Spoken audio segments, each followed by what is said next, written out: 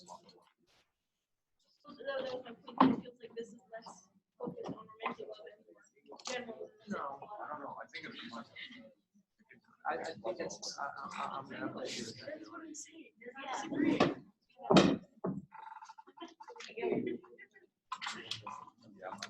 Okay, thank you guys. I know you guys loving this. We're ready. Okay. So enjoy this last appetizer that I'm giving you in this class, because from now on, after this, going to be a little tougher reads. Right? So. Wait, these aren't tough already? No. These are easy. These are appetizers. Okay, so today for this particular, actually before I start, sorry, may I be super annoying and ask the fourth row to move up in the first 3 rows. So, and from now on, let's have 3 rows. That'll be much easier. So there's a whole open space here, and there's some seats there next to Ratul. That way, and from now on, let's just do 3 rows, okay? Back row people.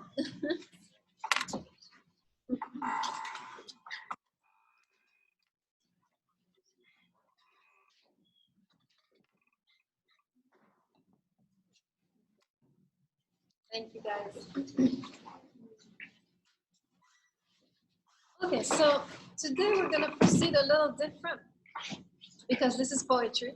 So, and we know that poetry has one intention, is to awaken in each one of us a meaning that is specific to each one of us, right? When we have somebody writing like Plato, it's kind of like, okay, this is what different people are saying. But poetry is really meant to awaken something in us. It's not meant to just tell you some information. It's meant to have an effect and to get you started thinking, imagining some ideas and some notions of love, right? So everyone, as you're reading this, you're being hit differently, you're being moved differently, you're being awakened differently. And so today we're going to work together on these texts, right? So what we're going to do, because it's not enough for me to show you how I was moved, right? And the ideas that came into my mind as I was reading this, but I am interested in how you were moved by the text and what wisdom did you gain, right? What specific, unique wisdom did you gain from the text, right? So poetry is like that, right? You can have many, many people interpreting and finding different meanings with one little same sentence, right? So today, we're going to work together. I'm going to read a sentence and I'm going to ask you, okay, what does this evoke to you? What do you think he's saying? And we'll build like this the content of the class today. So let's start with A King Dressed as a Servant, which is page 36. And we'll come back to this notion of a king dressed as a servant. This is a notion borrowed from Christianity, right? This is if you're coming from a Christian background, this is a very powerful image that you're familiar with, right? But we'll come back to that. Okay, so let's begin together. I'm going to read the first section. A sweet voice calls out, the caravan from Egypt is here, 100 camels with amazing treasures. So my first question to you is, why does he talk about Egypt? Why does he evoke this faraway land in the beginning of this teaching on love? Anybody have any idea? And what would Egypt be connected with in the Muslim world, right? Remember, it's from Muslim context. What is Egypt for Islam? Or for this kind of poet who is living very far away in the Persian Empire? Yes, let's say. It would be the capital of the Muslim Empire. Is it the capital? Yes. Okay. I thought there were several. During that time, during the time of the First Crusades, Egypt and Alexandria, Cairo.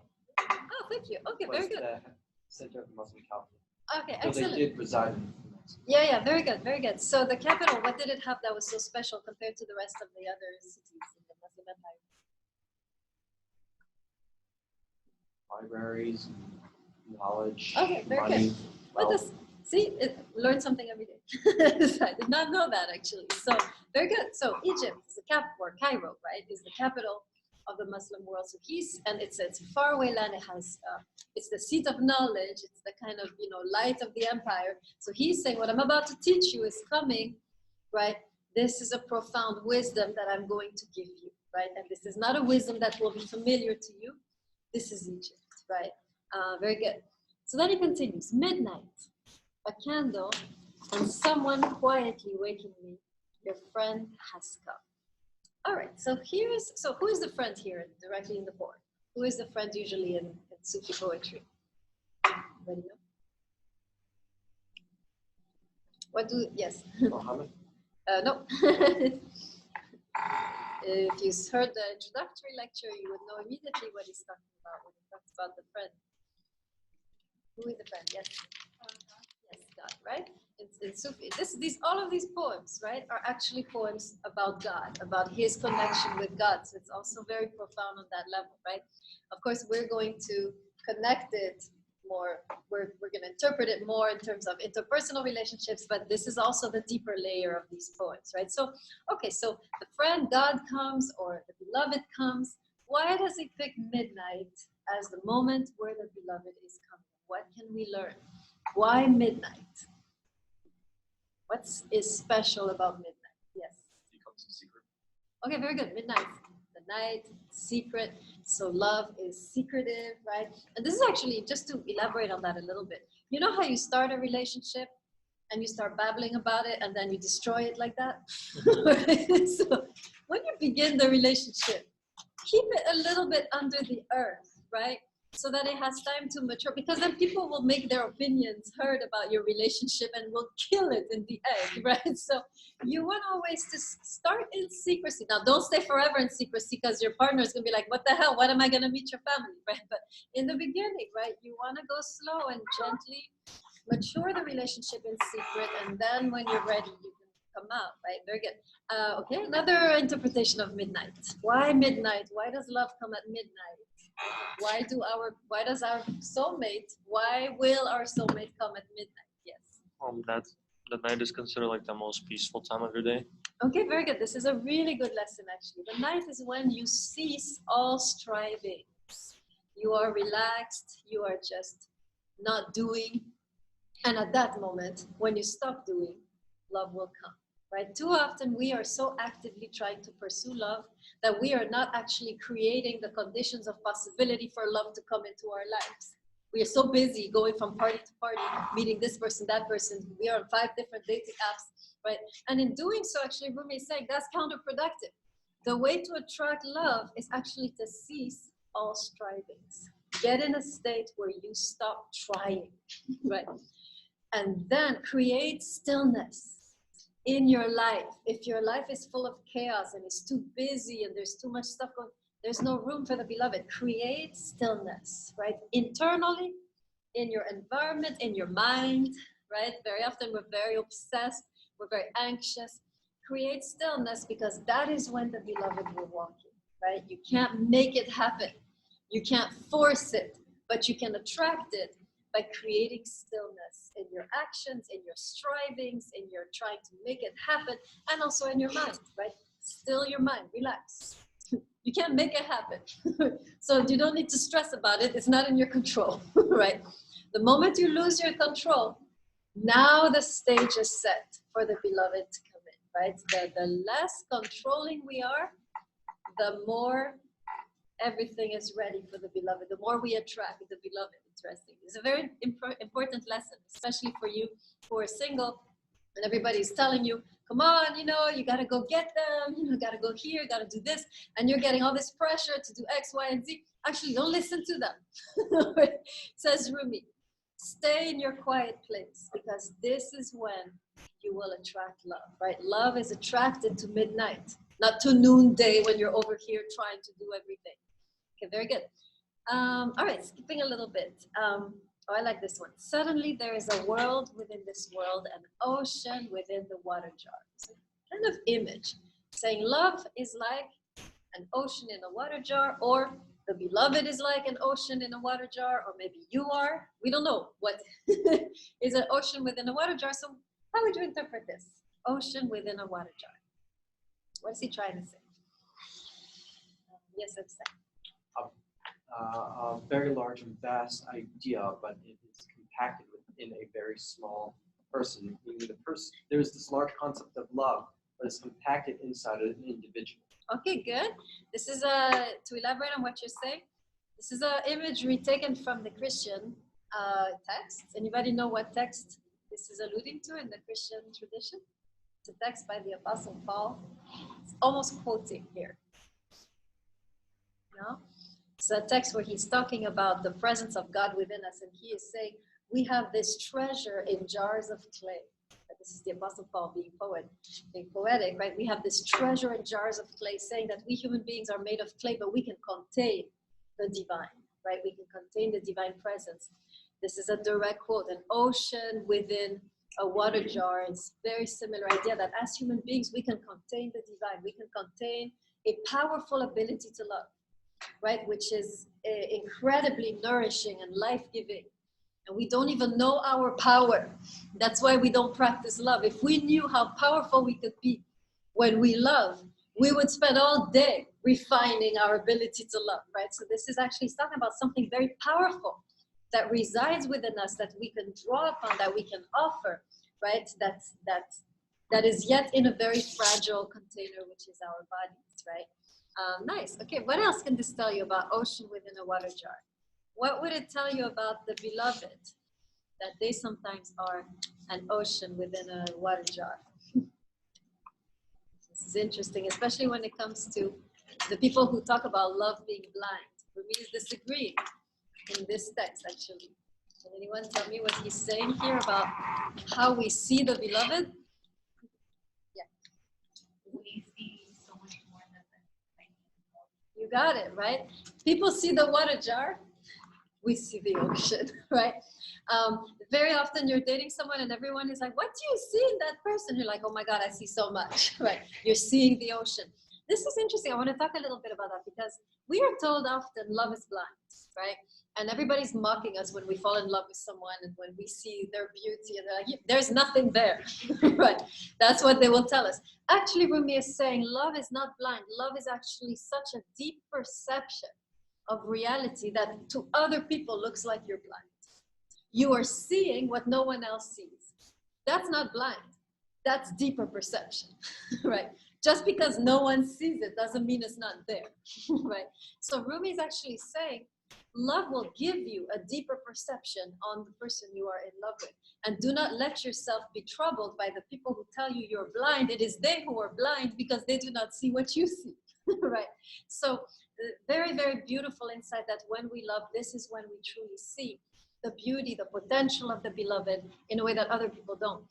And when we get to Kierkegaard, we're going to see how this way of seeing people is actually transformative and powerful, has an impact, right? It's not just we're seeing. As we're seeing, we are drawing forth out of the person everything that we see in them, right? So it's actually a very powerful gaze that Rumi is talking about here, and Kierkegaard will elaborate on this when he talks about hope. We're going to look at that later. And I'll bring up this passage, right? Okay, good. Here's one that I've never commented in class, but I'll do so now. A king sitting with me dressed as a servant. Okay, how does love look like a king dressed like a servant? This is interesting. How does the lover look like that? How are we like this king dressed as a servant when we truly love? Yes. I mean, I don't want to say it, but it's like we become sort of like a simp. Simp. I guess. Explain.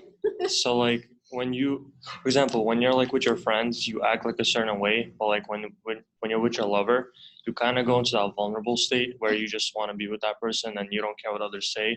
Okay. You just do for that person what you want. That's not a sin. Well, I know, but that's what people say. You become more vulnerable, yeah. more giving, right? And people think you're a simp. Yeah. You're a king dressed as a servant. Yeah. Okay, very good. Yes, maybe love what? humbles you. Yes, very good. What does love have to do with humility? This is really important, actually. Can we love if we are not humble? What is the biggest obstacle to love? Yes. Getting over your ego. Yeah, exactly. Love is one thing. Getting over your ego. You can quote Popolevsky. It's true. If your ego is too big, this is the main obstacle. It's not the other person's issues. It's not your brokenness. It's not your family. It's your ego. Right? And this is the biggest obstacle you will ever have. And the ability to shed the ego, to be a king, dressed as a servant. So it doesn't mean you shed your dignity. It means you shed your ego. And you're able to stoop down, right? And be graceful to the person without it meaning that you lose your status or your dignity. So it's a king dressed as a servant. Yes. Could it also be like interpreted as when he says you're a king, you're sort of like a master of your own essence, sort of like you're in control of your own outcomes in a sense. But when it comes to love, you must submit, or you are at the will of whatever love is. Okay, absolutely, right? There's you can say it like that, or you can choose to become a servant, right? And or you become naturally, right? You can pick both ways. Rumi talks a lot about the passivity that occurs in love, right? It's a passive thing, not an active thing. Which Christian image, for those of you, oh, sorry, go ahead. No, I was just going to add on. I feel like it's also contributing to the building metaphor of us being able to see more through love. Like, you know, I think if it's not a servant just as a king, but a king just as a servant, that we're able to find a much deeper beauty in people, right, that are, you know, we say servant as in like someone who other people consider far from a divine being, a master, but the same way that it's an ocean and water jar, it's a king and a servant. And in the second, it says the garden is gardener's chest. Yes, You know, it's all about the beauty that is hidden within. Yes, absolutely, right? And the dignity that is hidden in the act of serving the other, right? Very often we don't want to allow certain things or give too much, right, to the other person. What Rumi is saying, there is dignity in serving the other, right? There is the highest dignity is the ability to serve the other, right? And we often like, I'm not doing this. I'm not doing those dishes. I'm not helping you with this, right? Who do you think I am? Your maid, right? And so forth. And we get very kind of uppity with our partners, right? Whereas we're now realizing that serving is a sign of royalty, right? That's what he's saying. The ability to serve the other, to make a space for the other is actually a sign of your royalty. It's a very beautiful passage, actually. Good. We're going to talk about the notion of a dead body reviving. It's connected. Let's talk a little bit about that. Let me keep opening this moment like a dead body reviving.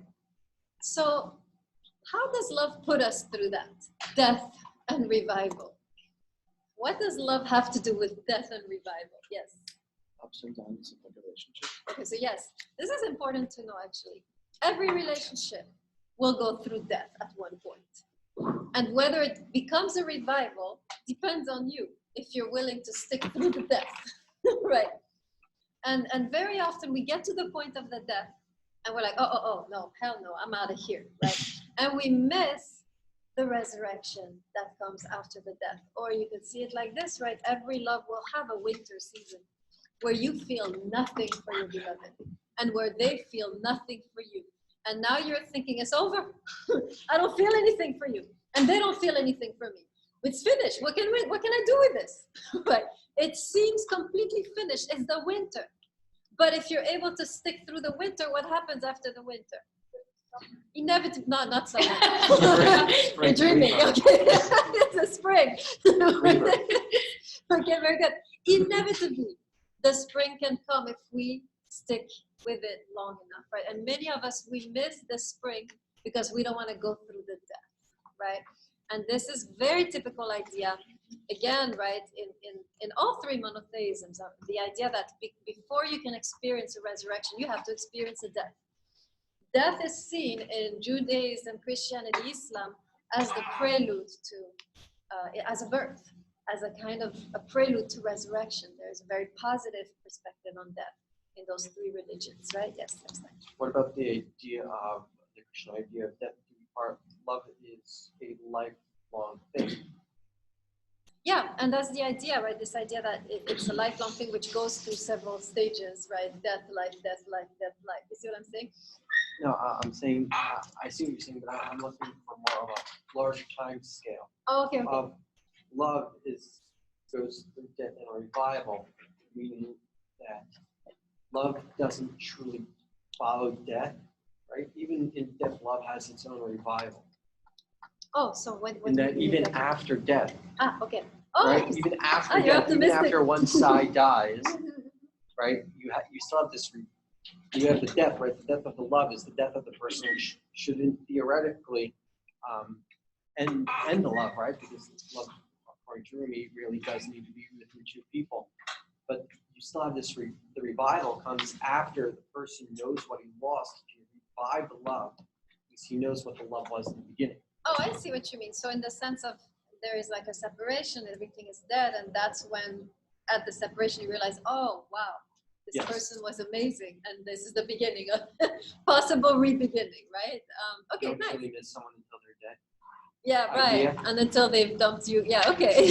I get it. Yeah. Yeah, very good. Very nice. Yes, yes. If you want to spice up your relationship, break up. This is the best way. It's the best way to do it. It's true. I mean, sometimes, it's not a bad idea. Okay, moving on. Spring of a Nerve. What page is that? Anybody know? 46. Page 46. Okay. Okay, great. All right, let's, this one is kind of enigmatic, so I'm going to spend a little time on that. So first of all, begins, right? Learned theologians do not teach love. Love is nothing but gladness and kindness. Okay, so first of all, what does he mean when he says that theologians, right, bookish people, right, cannot teach love? Love cannot be found with learned theologians, yes. Theologians are more into facts and rationalism and more into concrete facts.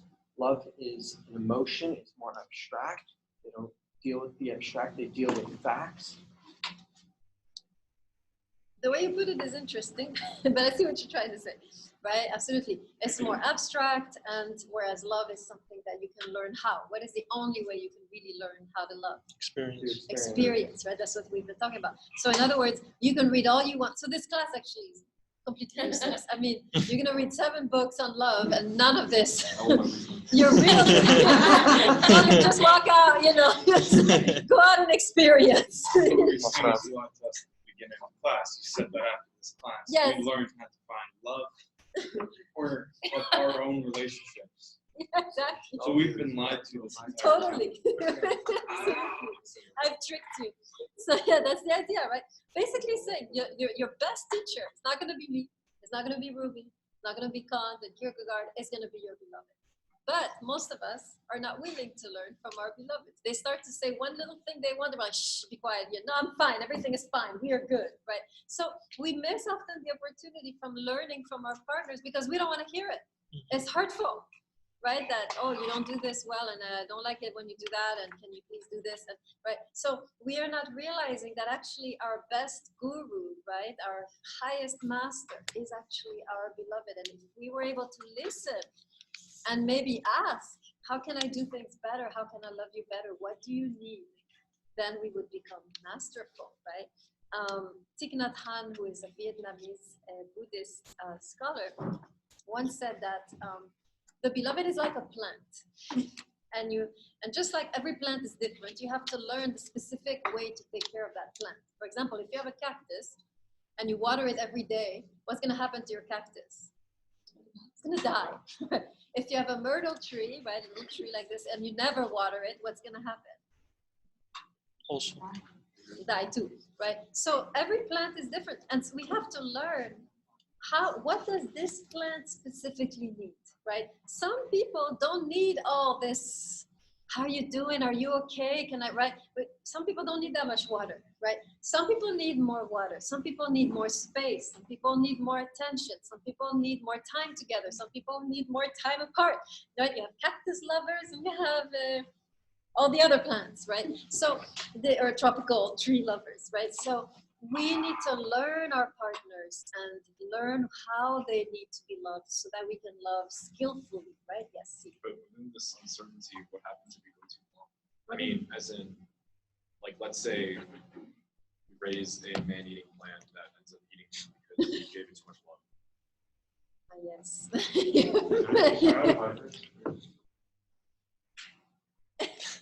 We can bring up the extreme example of a man-eating plant.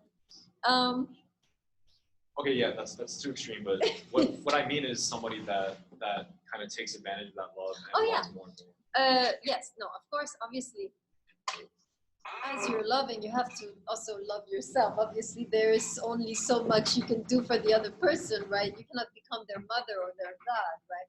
So, when we study Kant, we'll talk more about, for the first time, we'll talk about the respect of the self, right? Which is also important.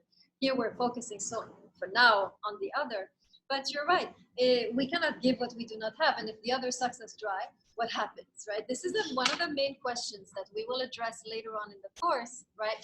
What happens when I'm giving and you are not giving? What happens when I'm giving and you are giving me back things that are hurtful and problematic? Right? What happens in a relationship when, you know, things begin to get hard? And that we will begin to address when we do Kierkegaard and Kant. Rumi, I think, would be of the idea that there should be never any forcing. I think that's where he would be going. So as soon as you see yourself forcing yourself to stay, forcing yourself to make it work, you're already on the wrong track, right? It should be natural. So if the relationship drifts apart, you should let it drift apart and see what happens, right? It's an organic thing that you are in, right? So allowing the relationship wisdom to guide you rather than you saying, it needs to happen like this, and I'm gonna make it happen, right? So sometimes what Rumi would say is trust the flow that you're in, or trust the wisdom of the relationship. Sometimes you're being pulled apart, don't resist. See what comes out of it, right? And sometimes reunification comes out, sometimes you just drift completely apart. So he would talk more about not trying to force yourself to stay or force yourself to leave, but kind of being sensitive to where the relationship is taking you. Do you follow? That would be Rumi. We'll talk about other ways, but this is one way, yes. Is that considered like kind of similar to the ending of the Song of Songs? Explain. Because like in the end, the woman decided like to let him go and see what would happen. Yeah, absolutely, right? The woman is exactly. She's releasing him. It's a very natural gesture because he's already pushing his way out, right? He's already out there. So she releases him. She goes with the flow where he's going, and organically he comes back, right? Very good. So sometimes we have to surrender to the flow of the relationship without trying too much to fight and be like, but I love you, we need to make it work, let's try and fix it, let's go see a therapist, let's make this work, right? No, right? Rumi is like, if the relationship is drifting you apart, there is a wisdom there. And if the relationship is bringing you back together, there is a wisdom there too. And we have to trust the flow itself of the relationship. There is a wisdom, there's you, the partner, and there is the relationship, the love. And there is a wisdom in that love, right? Yes. I was going to ask, can we sort of like correlate like this organic flow to the Hebrew thought of grace and justice at the same time, but mostly with justice? Like, you know, you want to stick up for yourself and what you believe in, your standards and your boundaries, but how do you do that while also organically? That's very good. Yes, you guys are really killing me today. I have to think hard, and I'm tired. It's really hard today. You want to try to answer that? Or? You didn't listen. Okay. I'm going to try by asking the other question. Okay, wait, no. Wait, let me first address this because clearly you don't know what you said. Let me try to address this and that's I'll come back to you. Yes, so justice seems like is very anti-Rumi, right? So we have to be aware. Rumi is talking surrendering to love, not talking surrendering to the other so much, right? So sometimes surrendering to love means, you know, you're sensing organically in your anger, for example, that something has been transgressed, right? So heeding that and speaking it, right? You don't need to, you know, forcefully put boundaries, but you can be vulnerable and say, you know, this is not okay, I don't feel good, right? So when he's talking about surrendering, it's not about surrendering to the other like a victim. It's about, let me follow the wisdom of love. And when you're feeling super angry, you're being taught, right, that there is something wrong. And then you know organically to say, you know, this is hard for me, I can't do this. You see kind of what I'm saying? I'm not quite sure if I answered your question, but if anybody else wants to try, that would be great. You want to try? I was going to add on to what you were saying, that like being organic, it talks about that in the King Dressed as a Servant, saying that I see a love has thoughts, and that these thoughts are circling in a conversation with majesty. that it feels like love is almost an entity all on its own, and that, you know, we can't control it. And even furthermore, when he's discipline, if you will, while he doesn't think there's rules, he does say that in the other poem, Any Sprig of Herb, that a verb that love is nothing but gladness and kindness, and when you see its scowling face, it is not a lover's. And I think that can kind of address, you know, her question in the way that if it is hateful and aggressive, and then that's not really love. Yeah, absolutely, right? Listening to, well, what is love telling you? Not what your ego is telling you, right? There's two voices always. I will let you know now. When you're dealing with a difficult person, you will have two voices. You will have voice of the ego. How dare he treat you like that? How dare he say that to me? How dare he break up with me, right? And so forth. And so that's the voice of the ego. When you're able to calm this voice, you will hear the voice of love explaining to you what to do next. You see what I mean? And this only comes when you have silenced the voice of the ego. So I had a friend recently call me about, she just broke up, right, with her boyfriend. And she's so angry, right? Why? Because this guy, right, he kind of strung her along, right? And he, you know, she was all cool with him telling her quickly that it's not gonna work, but he knew, and he still strung her along. So she's so angry, right? So I'm telling her, listen, you need to drop the anger. She's like, I can't. Right? And I told her, look, you will never be able to connect to your inner guidance if you stay angry, right? If your ego is guiding you, you're just going to go in a really bad direction. You're not going to learn a thing. You're not going to grow from this. You're going to stay the same, and then you're going to repeat the same thing. So it's very important when we are in a difficult situation where the other is hurting us and we feel the anger, and then we like, I'm going to, you know, cultivate this anger to protect me. Rumi is saying you don't need to protect yourself. We're going to see that next time. You don't need to protect yourself. Still the anger so you can hear your higher guidance, which is the voice of love, and that is what you follow. And sometimes that voice will tell you stay, and here's why. And sometimes that voice will tell you go, and here's why. But you are now listening to love, following love, not your ego. That would be the organic, right? Yes, Pavlovsky. And then, sorry, Epstein, we'll get to yes. Epstein has been waiting a long time. Go ahead. I actually come from the opposite spectrum of where she was coming from. Great. In that, I don't think this is justice, an overextension of justice. I think this is an over-adjustment of peace. If you're going with the flow, right, and you're going to let it drift apart, and you're going to let it come back together, or it may not come back together, you're never going to stand up and fight for the relationship if you want to do that, or even fight for yourself within the relationship. If you're just going with the flow, letting it happen, whatever, you're never going to have any stand-up moments where there's going to be a point when you're going to need to fight with the relationship, and that's not going with the flow. It's making a statement. It's making a stand. I don't think Rumi's has real balance within that view of going with the flow.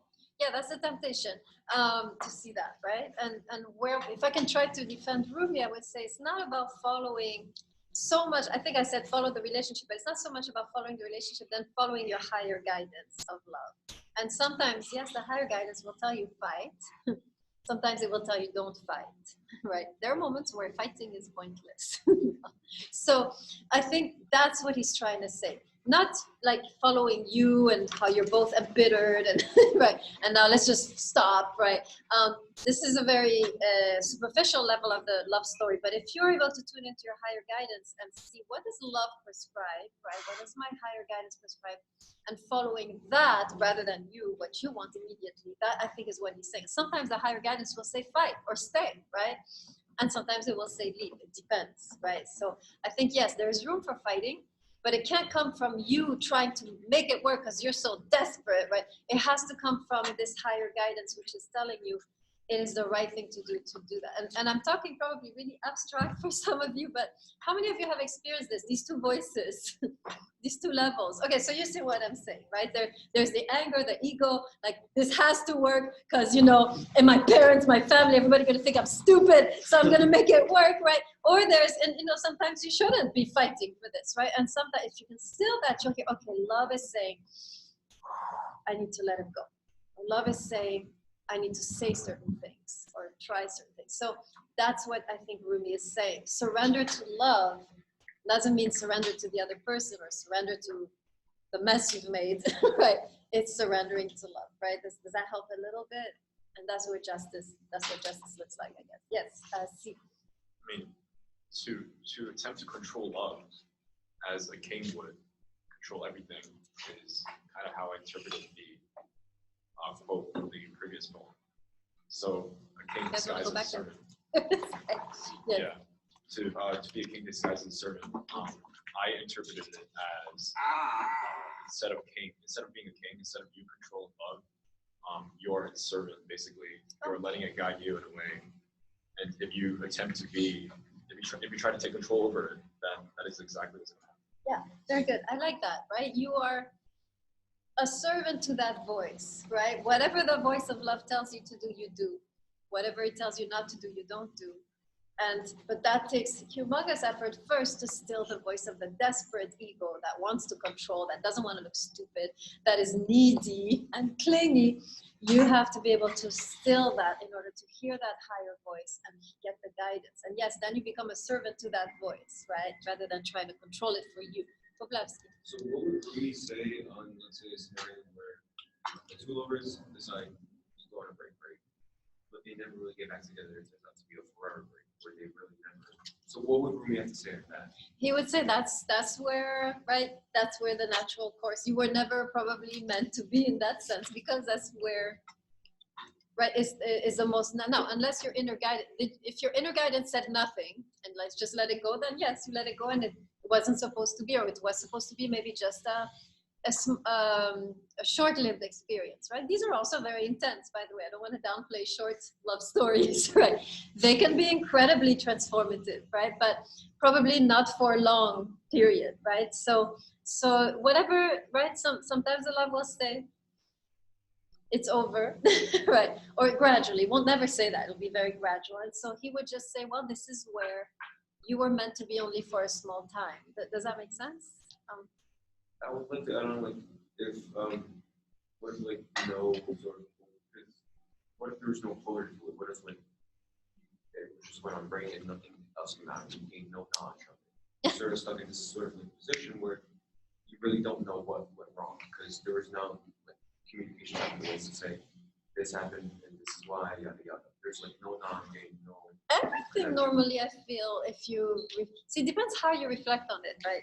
If you're just stuck in the pain, you're not going, but if you're able to, and this is what I told my friend, I said, listen, she's like, what can I learn from this, right? The same friend is angry.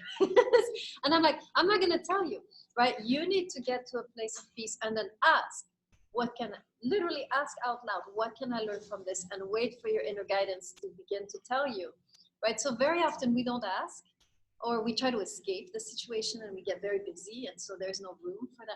But if you take a moment when you've just broken up with someone, first of all, calm all the negative, toxic feelings, right? And then ask and see the insights you will begin to get. As soon as you stop blaming the other and start to see, okay, what can I learn? Where did I go wrong? Then you will begin to learn a lot. But we are sometimes incapable of asking that question because we are focused. They did this with our girlfriends or, friends. We're like, yeah, that bitch or that jerk, they did this. And we're throwing all the blame on them. And in doing so, we never look at what could I have done better? How have I enabled this? How have I allowed this to happen? What can I learn?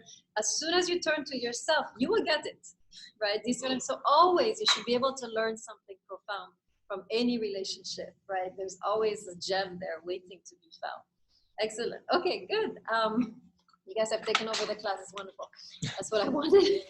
Okay, continuing. Let's skip a little bit. I want to go to this beautiful section where it says, do not try to be a shepherd, become the flock. Okay, what is he saying here about how we should love? It's kind of in line with what we've been saying all along. Yeah, I'm saying. Don't try to lead the relationship. Go as a group and go together. Yeah, this is so hard. Like, I remember, like, you want to control it, right? Even like with friends and stuff, you want to control, or children, you want to control. And so you sit them down and you're like, let's have this talk, right? Where are we? What is this going? Where are we going? I want to know, right? At that moment, you have just signed the death warrant for your relationship, because now you're trying to control and clarify and be sure of the other person's intentions. But we long for it so much. But what he's saying is, release. Don't try to control and see where it's going, or try to lead it in certain direction. Love is really something that you have to kind of like be courageous enough to go along with and see where it takes you. Right? This is scary advice. I accept that it's very scary advice, right? To kind of be like, let's see where this goes, while being faithful to yourself. You don't have to do things you don't want to do, but you can at least take a few steps in the direction, right, that is opened up for you. Excellent. Anything else about not being the shepherd and becoming the flock? Yeah, you want? Yeah, Nora. Then Epstein. Go ahead, Nora. I was just going to say, it's not just about not trying to control the relationship, but it also feels like it's also reiterating the point of subjecting yourself to love. You don't have to control love; it'll take you where you need to go. Okay, very good. Right, kind of being courageous enough to go in places you didn't expect, right? In a direction that you're not familiar with, right? This is all part of being the flock. It's kind of trusting, right? Now you might be thinking, what? Trusting who? Never, right? And this is coming again from fear of being hurt. And we're going to talk about the fear of being hurt, I think, in the next section. Let me make sure, because I want to have a section on that. Yes, in the No Expectations poem, we're going to talk about this fear, which keeps us from surrendering. Right? We are so afraid of being hurt that we never surrender to love, and then we miss out. And we're going to talk about how to overcome this fear next time. But yes, definitely it's a problem. Yes, Epstein, and then I have an intention of not checking in with love. If you don't understand, if you don't check in with the person, have a conversation of where you are, you can find out that you're heading in two separate directions, and then it's never going to work out. If you don't have that conversation, you'll end up 10 years down the line saying, wait a minute, why are we here? Yeah, that's true. That's true. I guess you can have that conversation if it's not an attempt to control the direction of the relationship, because some of us... The problem is finding that line between control and communication. Yeah. Absolutely. Because some of us, we come to that question and we're trying to make it happen. So we're like, where are we? This has to happen. That's the underlying message, right? We need to make a decision now. So if you're asking with an idea in your head, they need to decide. It needs to be clear for them, right? This is where it's becoming tricky. Now you can tell for yourself, what do I want, right? But you cannot impose on the other person a commitment, as we saw before, right? So I see what you're saying, though. Yes, having that conversation could, help know that, this is not working, right? I think I'm talking about having the conversation as a way to manipulate the situation. And that would be the issue. You can do anything with Rumi, as long as it's not an attempt to control, right? Anything works, right? Yes, Miwala. I feel like the conversation that should be had is if you're on the same page. Like, are we both looking for something serious, or are you just looking to hook up? And then once you're at that point, this is like before we even go on the first date or on the first date. And then once you reach that point where you're like, okay, we're on the same page, then you just let the relationship flow. And then if you guys vibe, eventually, ideally, he will ask you out, or he'll ask whatever, The only issue I have with you guys' conversations is that it feels very scripted. I'm just talking like Rumi mind, right? Okay, we have to be on the same page, and then this needs to happen, and that needs to happen, and then he needs to say this, and then I will say, you know what I mean? I think Rumi's trying to make us see a different way of doing this, where really and this is scary because we like conversations and clarity, and we like the thing to be structured and scripted. And by the way, it's best to have it scripted because then it's very clear, right? I love that. Like, this is the contribution of patriarchy for me, the script. It's great, right? So here he's trying to move beyond this more patriarchal view where everything is scripted. He's trying to say, let's be adventurous and see where it goes. Now, of course, if you feel, see, this is the problem. Where it goes, going with the flow, doesn't mean surrendering to everything the other person wants of you. No, right? It means be open to exploring, to not knowing, right? Now, if you're feeling I can't go that far, you can hold back. But being open to not knowing is what he's trying to say. There is a certain amount in the love where you do not know and you cannot control. And and it doesn't mean you have to be, how shall I put it? It doesn't mean you have to go against your own integrity. Doesn't mean you have to do things you don't want to do. Just all he's saying is, let's be comfortable with not knowing. We don't have it, it doesn't have to be scripted, but at the same time, it shouldn't be something that you feel is uncomfortable. If the flow will never lead you in a place where you are uncomfortable. Let me say that for sure. If you're starting to feel uncomfortable, that is not the flow. Okay, let's be clear. Because some people, I know that same friend, I hope she doesn't watch this, she's gonna kill me. Same friend, at the beginning of the relationship, right? Nothing was clear. We know what happened at the end, right? But nothing was clear. She's like, I'm just trying to be laid back. I'm just trying to be chill. And so she's going, quote unquote, with the flow, but she's deeply uncomfortable with the way this flow is going. She doesn't want to be in a kind of, like sex friend relationship, right? Which is what it was. Sorry. Sorry.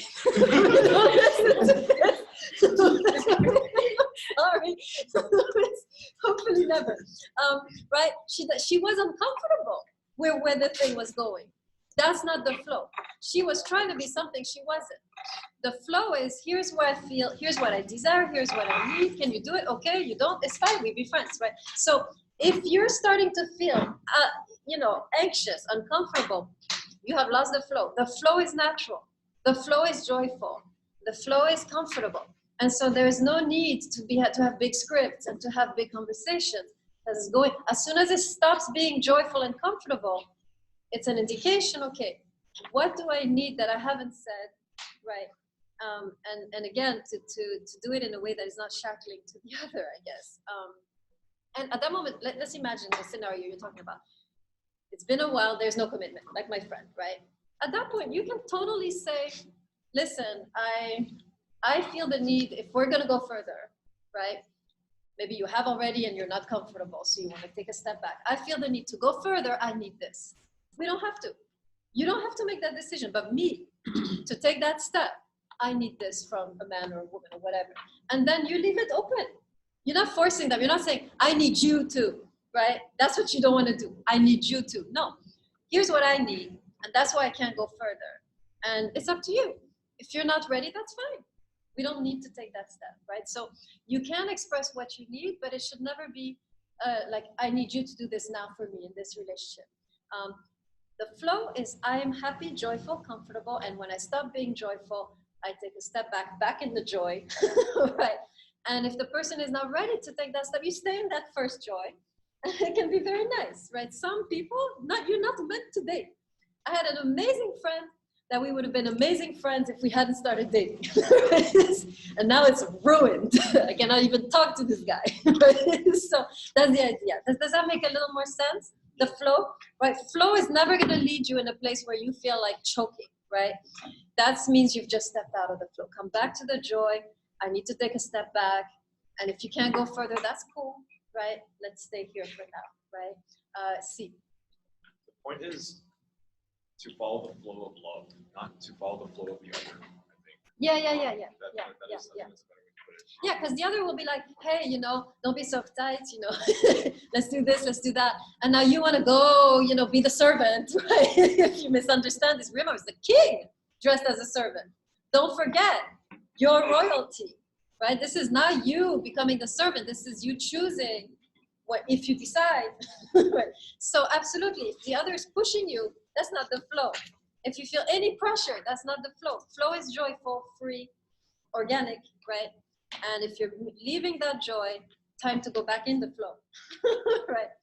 Yes, Nora. Something I really want to add is that the line about do not be a shepherd without the flock feels like it's not just about going with the flow, but also about gaining a deeper understanding. Because when you say that I'm going to stop leading and start listening, it feels like a more transition to whether you're talking about just listening to love or listening to your partner. You are becoming more of the student than the teacher. I love it. Perfect. Beautiful. Yes. Learning to listen rather than, take control. Absolutely. Listening to your higher wisdom, listening to the other is very good to stay in the flow, right? So this is not just any flow, right? This is not the flow of peer pressure.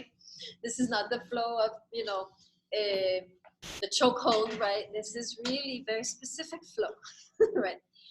Excellent. Okay, now here's the riddle. I want to see how every semester I ask this riddle, and I get different answers. Okay, this is the scenario, right? It's coming up with the blind man, right? So here's how I'm seeing this. There's a blind man stumbling around among water jars, right? At one point he gets frustrated and he's like, okay, wait, let me get this right. Yeah, and he blames the doorkeeper. He's like, why are you putting all these obstacles in my path? And the doorkeeper is, what does he say? There's nothing. There are no obstacles in your path. That's the story. Okay, a blind man stumbling around in a corner in the water jars, like different obstacles. And he's like, what the hell? Why are you blocking my path? To the gatekeeper, right? He's trying to get through the gate. Gatekeeper's like, there is nothing blocking your path. You're over here in your corner. Right. This is so intriguing. Every semester I'm trying to figure out this story. Let's hear you. Yes. Is it sometimes that we create problems when there aren't any? So yeah, I hear that. I like that. Here we are creating problems when actually it's very open. It could be very simple. Give me an example of that, of those problems we create. Okay. Like for example, maybe you're like with somebody you're in a relationship and you're overthinking something they said when that's not really what they meant. And you could just ask like, oh, what did you mean by that? But because you're not doing that, you're now creating a larger issue when really there isn't. I love it. Yes, we create problems where there are no problems, right? And sometimes we should just like relax and, or we try to make things happen and we create more problems by doing that instead of just allowing the thing to happen in its own time, right? Yes, I like that. That's a good way to see it. Thank you. Yeah, yes.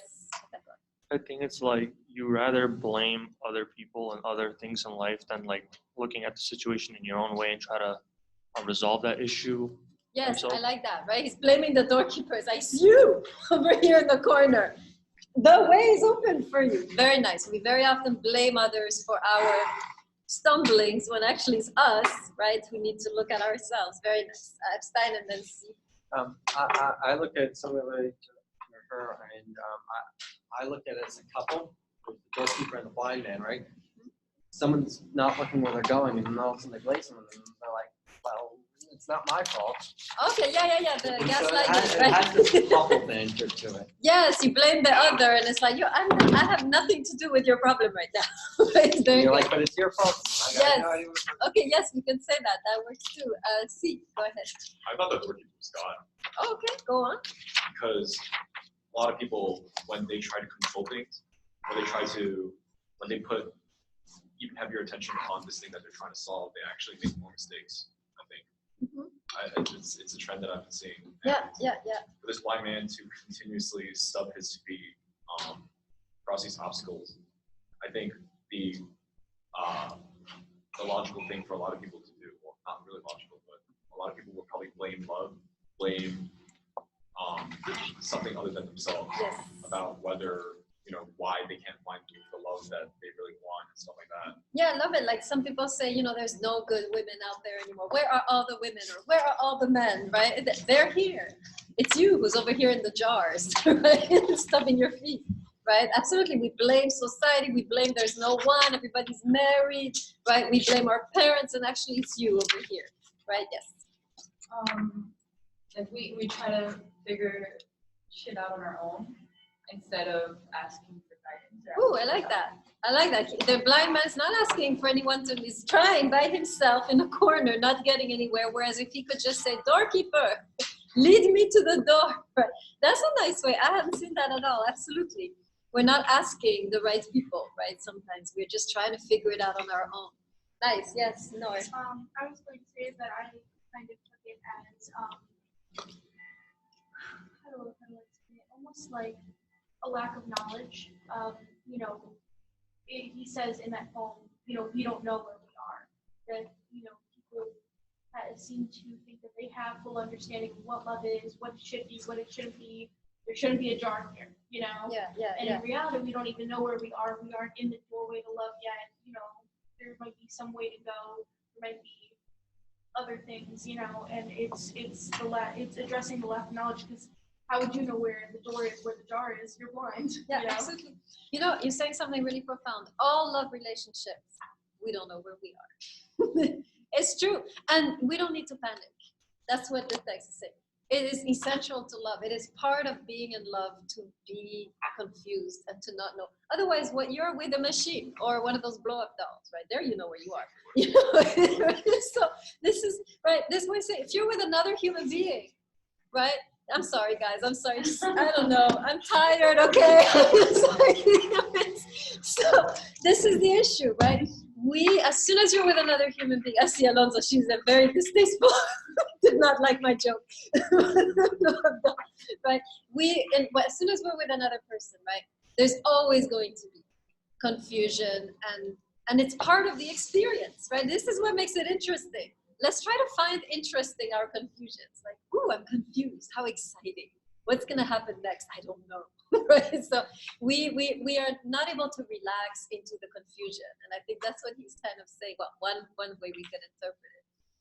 Okay, guys, before I continue to make a fool of myself on YouTube, let's conclude.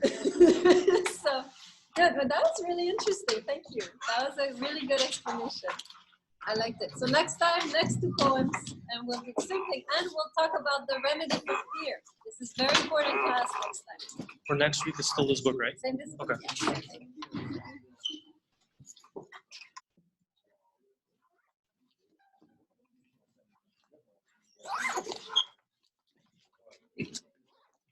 Yeah, same thing. One more thing. Let me just stop this.